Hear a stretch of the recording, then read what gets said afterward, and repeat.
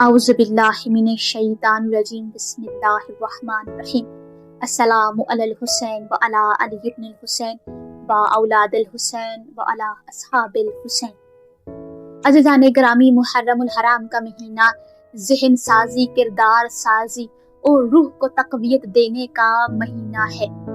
آخر اس محرم الحرام ہم ایسی قوم سے کام سر انجام دیں کہ ہمیں روحانیت حاصل ہو سکے۔ ایسے کچھ کام میں آپ کی خدمت میں پیش کروں گی۔ آپ لوگوں نے اس محرم الحرام میں ان کاموں کو لازمی سر انجام دینا ہے تاکہ اس محرم الحرام ہمیں روحانی طور پر مقام اور بلندی حاصل ہو سکے۔ سب سے پہلے تو آپ نے زیادہ سے زیادہ مجالس اور عزاداری میں شرکت کرنی ہے، اور آپ نے ایسی مجالس اور ایسے خطیب کا انتخاب کرنا ہے جو سادہ ہوں اور دکھاوے سے دور ہوں۔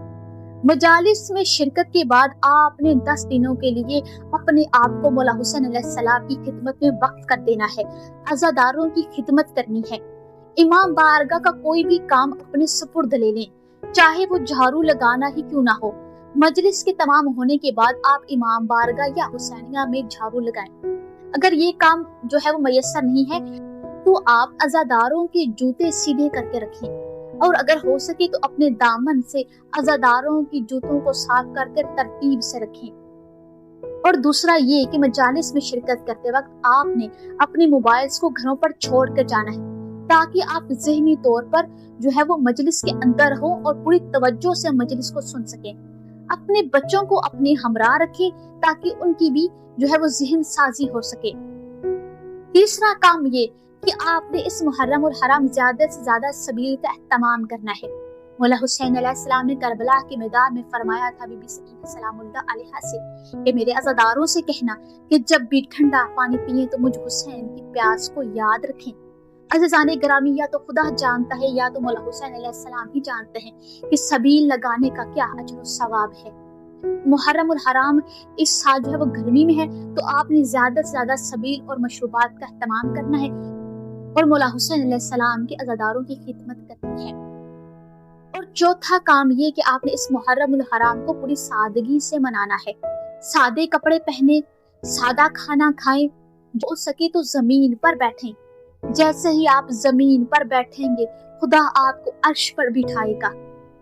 اور پانچواں کام یہ کہ آپ نے 10 محرم الحرام اور بالخصوص 9 اور 10 محرم الحرام کو اپنے ہنسنے اور مسکرانے سے پرہیز کرنا ہے۔ زیادہ تر لوگ تو 9 اور 10 محرم کو ویکیشن سمجھ کر جو ہے وہ سیر و تفریح کے لیے چلے جاتے ہیں۔ عزیزان گرامی، 9 اور 10 محرم الحرام سے سخت ترین دن اہل بیت کی گھرانے میں اور کوئی دن نہیں گزرا۔ مولا رضا علیہ السلام سے روایت ملتی ہے کہ میں نے اپنے بابا کو محرم کے چاند دیکھنے کے بعد کبھی بھی مسکراتے ہوئے نہیں دیکھا۔ اس وجہ سے عزیزان گرامی، اس محرم الحرام کو زیادہ سے زیادہ سادگی سے منائیں۔ اس سے ہماری روح کو بہت روحانیت حاصل ہوگی، ایک روحانی تاثیر حاصل ہوگی اور ہم روحانی طور پر بلند ہو سکیں گے۔ اللہ تعالی ہمیں توفیق دے کہ ہم اس محرم الحرام کو اس طرح منا سکیں جیسے واقعاً جو ہے محمد و آل محمد کی گھرانے نے اس محرم الحرام کو منایا۔ اللہ تعالی ہمیں دنیا اور آخرت میں محمد اور آل محمد بالخصوص میرے مولا حسین علیہ السلام کی شفاعت نصیب کرے، آمین۔ میری آپ سے گزارش ہے کہ اس ویڈیو کو صدقہ جاریہ کی نیت سے زیادہ دوسرے لوگوں تک شیئر کریں تاکہ وہ بھی ان نکات کو مد نظر رکھ کر اس محرم الحرام کو اچھے طریقے سے منا سکیں۔ اگلی ویڈیو تک مجھے دیجیے اجازت۔ خدا حافظ و ناصر۔